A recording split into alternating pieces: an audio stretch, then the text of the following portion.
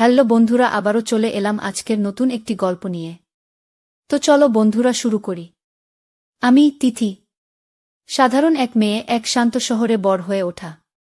আমার দিদি তৃষা বিয়ে করে চলে গেছে কলকাতায়, আর তার স্বামী, আমার দুলাভাই অব্র, ছোটবেলা থেকেই আমাদের পরিবারের খুব কাছের। সেই বর্ষার দিনটা মনে আছে আজও।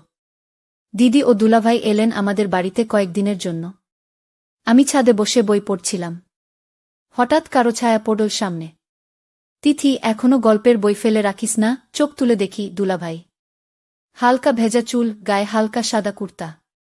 আমি হেসে বললাম, আপনারা এলেন, এখন পড়া কোথায় চলে গেছে কে জানে। ওই মুহূর্তে কিছু একটা ছিল, হয়তো বাতাসে, হয়তো চোখের দৃষ্টিতে। একটা অলিখিত টান, একটা পুরনো পরিচিত মানুষকে নতুনভাবে অনুভব করার মতো। দুলাভাই সবসময় দিদির যত্ন করে, খেয়াল রাখে, মজা করে। কিন্তু মাঝে মাঝে যখন ওর চোখ আমার চোখের দিকে থাকে, আমি অদ্ভুত এক অনুভব পাই। আমি জানি এটা ভুল। আমি জানি আমি কিছু চাইছি না। তবুও কোথাও একটা অস্পষ্ট আবেগ জন্ম নিচ্ছে। সেই রাতে আমি জানালার পাশে দাঁড়িয়েছিলাম।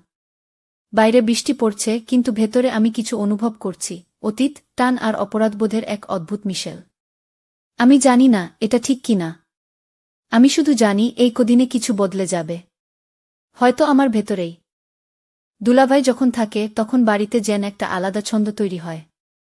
মা বাবা খুশি, দিদি ব্যস্ত, আর আমি যেন একটু বেশি সচেতন। ওর চোখে চোখ পড়লেই আমি চোখ নামিয়ে নিই, কিন্তু মন বলে, দেখতে থাক। সন্ধ্যায় সবাই ছাদে গিয়ে বসেছিল। আমি সবার জন্য চা নিয়ে গেলাম। ট্রে ধরে দাঁড়িয়ে আছি, ও চা নিতে নিতে আমার আঙুল ছুঁয়ে গেল। সামান্য, একটুখানি। কিন্তু আমার হৃদস্পন্দন যেন আচমকাই বেড়ে গেল। ওর চোখে কোনো অতিরিক্ত কিছু ছিল না, ছিল না কোনো অস্বাভাবিকতা। কিন্তু আমি যেন ভেতর থেকে কাঁপতে লাগলাম। পরের দিন সকালে দিদি বাজারে গেল। বাড়িতে শুধু আমি আর দুলাভাই। ও ডাইনিং টেবিলের একপাশে বসে কিছু অফিসের কাজ করছিল। আমি চুপচাপ ওর পাশে গিয়ে বসে একটা ম্যাগাজিন উল্টাচ্ছিলাম। হঠাৎ বলল, তুই অনেক বড় হয়ে গেছিস রে তিথি। এখন তো কলেজ পড়ছিস। ভাবিনি এত পরিণত হয়ে গেছিস। আমি কিছু বললাম না। শুধু জিজ্ঞেস করলাম, আপনি কি আগের মতোই থাকবেন সবসময়? ওর চোখে কিছু মুহূর্তের জন্য অদ্ভুত এক নীরবতা খেলে গেল। সবসময় আগের মতো থাকা যায় না তিথি। সময় বদলে দেয়া অনেক কিছু। তারপর আর কোনো কথা হয়নি। কিন্তু আমার ভেতরে সেই কথাগুলো যেন ঢেউয়ের মতো প্রতিধ্বনি তুলছিল। বাড়ির সবার কাছে ওর পরিচয় দুলাভাই, কিন্তু আমার মনে আবার যেন নতুন পরিচয় নিচ্ছে। চেনা মানুষ, অথচ অচেনা অনুভব। দিদি তখনও বাজার থেকে ফেরেনি। দুপুরের রোদ জানালার ফাঁক গলে আমাদের ডাইনিং রুমে ছড়িয়ে পড়ছিল। দুলাভাই একমনে ল্যাপটপে কাজ করছিল। আমি চুপচাপ জলখাবার এনে ওর সামনে রাখলাম। ও একবার তাকাল। তুই এত যত্ন করিস কেন? আমি হেসে বললাম, কারণ আপনি আমাদের অতিথি। দিদির খুব যত্নের মানুষ, তাই গিয়েও আর কিছু বলল না। শুধু একরাশ চুপ থাকা। কিন্তু সেই চুপটাতেই যেন অনেক কথা ছিল। হঠাৎ ঘরের ঘড়ি বাজল, দুপুর 1টা। ও উঠে দাঁড়িয়ে জানালার পাশে গেল, বাইরের দিকে তাকিয়ে বলল, তিথি, তোকে একটা কথা বলি। মাঝে মাঝে তোর চোখে আমি একটা প্রশ্ন দেখি। কিন্তু উত্তর চাইবি না, প্লিজ গো। আমি হতভম্ব। উত্তর চাইব না মানে? আমার চোখে কি সত্যিই কিছু লেখা থাকে? আমি উঠে গেলাম, ধীরে ওর পাশে গিয়ে দাঁড়ালাম। এক ফাঁকে জিজ্ঞেস করলাম, আপনি কি আগের মতো থাকতে চান? ও আমার দিকে ফিরে তাকাল। নইলে দিদির সাথে থাকতেও এত স্বচ্ছন্দ বোধ করতাম না। তুই থাকলে সবকিছুই একটু বেশি জটিল হয়ে যায়। আমার ঠোঁটে হাসি এল, আবার চোখে জল জমে উঠল। আমরা দুজনেই জানতাম এই সম্পর্কের নাম নেই। তবুও অনুভব আছে। একটু অশ্লীল নয়, শুধু নীরব, গভীর। এক ধরনের ছায়াঘেরা ভালোবাসা। রাতে বিদ্যুৎ চলে গিয়েছিল। বাড়ি নীরব হয়ে গিয়েছিল অন্ধকারের মধ্যে। দিদি তখন নিচে রান্নাঘরে গ্যাসের আলোয় কিছু বানাচ্ছিল। আমি ছাদে উঠে গিয়েছিলাম একটু বাতাস খেতে। অবাক হয়ে দেখলাম দুলাভাইও ছাদে এক কোণে বসে আকাশের দিকে তাকিয়ে আছে। মেঘে ঢাকা, নরম চাঁদের আলো ছড়িয়ে পড়েছে চারপাশে। আমি ধীরে ওর পাশে গিয়ে বসে বললাম, আকাশটা আজ কেমন অদ্ভুত না? ও হেসে বলল, আকাশও বুঝি কোনো সিদ্ধান্তে পৌঁছাতে পারে না। একটুও পরিষ্কার নয়। আমাদের মধ্যে নীরবতা নেমে এল। তবে সেটা অস্বস্তির না, বরং এক ধরনের স্বস্তির নীরবতা। আমি জিজ্ঞেস করলাম, আপনি কি কখনো নিজের ইচ্ছেগুলোকে থামিয়ে রেখেছেন শুধু অন্যদের কথা ভেবে? ও একটু চুপ করে থেকে বলল, হ্যাঁ তিথি, অনেকবার। কিন্তু প্রথমবার কেউ এমন করে জিজ্ঞেস করল ওর কথায় কেমন যেন একটা কম্পন ছিল। আমি জানি না কেন মনে হচ্ছিল ওর পাশে থাকলে একটা নিরাপত্তা পাই। অথচ জানতাম সমাজ, সম্পর্ক, দায় সবকিছু মিলে আমাদের পথ আলাদা। কিন্তু সেই রাতটা, চাঁদের আলো, বাতাস আর নীরব অনুভব সব মিলিয়ে এক অস্পষ্ট জাদুর মতো। ও আস্তে করে বলল, তুই যদি আমার জীবনের আগে আসতিস। আমি থামালাম না, জিজ্ঞেসও করলাম না।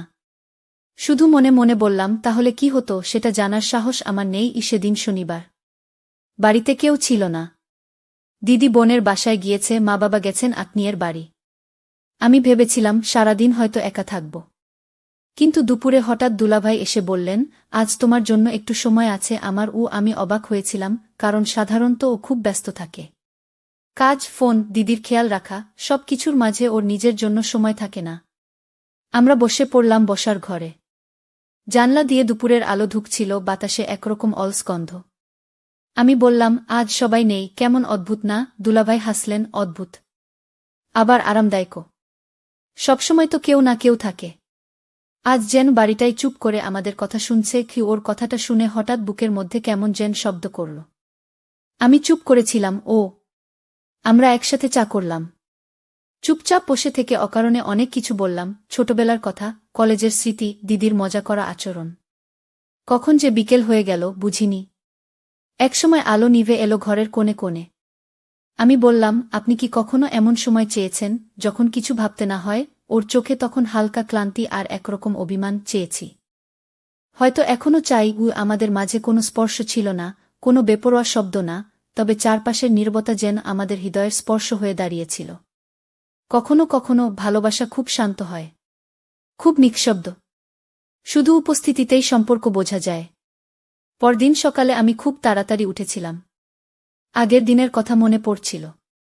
কিছু একটা যেন বদলেছে, কিন্তু বোঝা যাচ্ছিল না কি।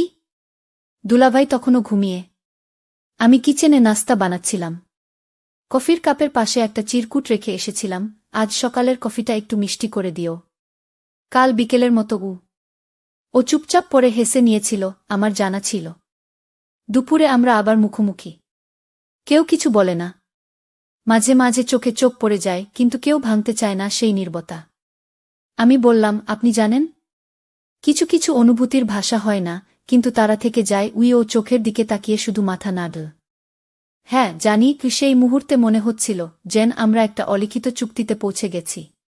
কিছু বলা হবে না, কিছু করাও না, কিন্তু অনুভবটা থেকে যাবে, শান্ত, স্বচ্ছ আর একান্ত। দিন গড়িয়ে সন্ধ্যা। আমি বারান্দায় দাঁড়িয়েছিলাম, হালকা হাওয়া মুখে লাগছিল। হঠাৎ পিছনে পায়ের শব্দ। ও এসে দাঁড়াল পাশে। এই মুহূর্তটা যদি থেমে থাকত। আমি চমকে তাকালাম। বললাম, সব মুহূর্ত কি থামিয়ে রাখা যায়? ও হেসে বলল, না, কিন্তু কিছু অনুভব মনে থেকে যায় চিরকাল। ও সন্ধ্যা গড়িয়ে রাত। মা বাবা গ্রামে, বাড়িটা নির্জন, ছাদে ঠান্ডা বাতাস বইছে। আমি ছাদে দাঁড়িয়ে আকাশ দেখছিলাম, হঠাৎ পেছন থেকে পায়ের ধ্বনি। একা। দুলাভাই এসে পাশে দাঁড়ালেন। হ্যাঁ, আজকাল অনেক কিছুতেই একা লাগছে গি। আমার কথা শুনে ও চুপ করে রইল কিছুক্ষণ। তারপর বলল, সবাইকে তো বলা যায় না কিছু কথা, বিশেষ করে যারা সবচেয়ে কাছের। আমি অবাক হয়ে তাকালাম। ওর কণ্ঠে কেমন এক গলাভেজা গভীরতা। আপনি কি কাউকে কিছু বলতে চান? আমি আস্তে জিজ্ঞেস করলাম। হয়তো, কিন্তু ভয় হয় যদি সম্পর্কটাই বদলে যায়। ও চোখের দিকে তাকাল। সেই চোখে ছিল এক অপার্থিব কোমলতা। আমি চোখ নামিয়ে নিলাম। হঠাৎ ও বলল, তিথি, তুমি কি জানো, তুমি শুনতে জানো? ঠিক যেভাবে কেউ না বলেও সব বলে ফেলে। আমার বুকের ভিতর কেমন কেঁপে উঠল। কিছু একটা ঘটছে যেটা ভাষায় বোঝানো যাবে না, কিন্তু অনুভবে ঠিকই টের পাওয়া যায়। ও পাশে দাঁড়িয়ে ছিল কিছুক্ষণ। তারপর বলল, আজ ভালো লাগল। কথা না বলেও অনেক কথা হল। আমি হেসে ফেললাম। তাহলে কি কালও এমন দেখা হবে? ও বল হালকা গলায়। আমি বললাম, হয়তো, যদি আকাশ আবার এমন করে ডাক পাঠায়। সেই দিনটায় আকাশ ছিল একেবারে নীল, যেন অনেক দিনের গোপন কথা বলার জন্য অপেক্ষা করছিল। আমি আর দুলাভাই, মানে এখন আর শুধু দুলাভাই বলা যায় না। আমাদের মাঝে যে দূরত্ব ছিল তা আর নেই। একসাথে বহু মুহূর্ত কাটানোর পর একদিনের এক নিরিবিলি দুপুরেই আমরা বুঝে ফেলেছিলাম এই সম্পর্কটা কোনো নামের অপেক্ষায় নেই, এটা অনুভবের। সেই দুপুরে আমি বারান্দায় বসে চুপ করেছিলাম। হাওয়ায় ওরা চুল সরাতে গিয়ে হঠাৎ ওর আঙুল আমার কপালে ছুঁয়ে যায়। তোমাকে দেখলেই এখন শান্তি পাই, ও বল হালকা গলায়। আমি কিছু বলিনি, শুধু চুপচাপ ওর দিকে তাকিয়েছিলাম। ওর চোখে যে গভীরতা, তাতে আর কোনো প্রশ্নের দরকার পড়ে না। ওর পাশে বসে আমি বললাম, এই সময়টা, এই শান্ত অনুভূতিটা কখনো ফুরিয়ে যাবে না তো? না, যদি আমরা শব্দের চেয়ে অনুভবকে গুরুত্ব দিই। ও বলল, আমার হাতটা আলতো করে ধরেই। কোনো প্রতিশ্রুতি ছিল না, ছিল না কোনো ঘোষণা। তবু যেন হৃদয়ের গভীরে এক মৌন মিলন ঘটে গেল, নীরব সম্মতির মতো। আমাদের ভালোবাসা কোনো চিঠিতে বন্দী নয়, কোনো 1 ঘণ্টার নাটকে গাথা নয়, এটা দিনে দিনে গড়ে ওঠা, চোখে চোখে বলা, হাওয়ায় ছুঁয়ে যাওয়া এক অদৃশ্য বন্ধন। তো বন্ধুরা, ভিডিওটি ভালো লাগলে কমেন্টে জানাবেন। এই রকম ভালোবাসার গল্প শুনতে চাইলে চ্যানেলটা সাবস্ক্রাইব করুন এবং পাশে থাকুন আর আপনার বেল আইকনটা বাজিয়ে রাখুন, যাতে নতুন ভিডিও আপলোড করা মাত্র আপনারা দেখতে পারেন।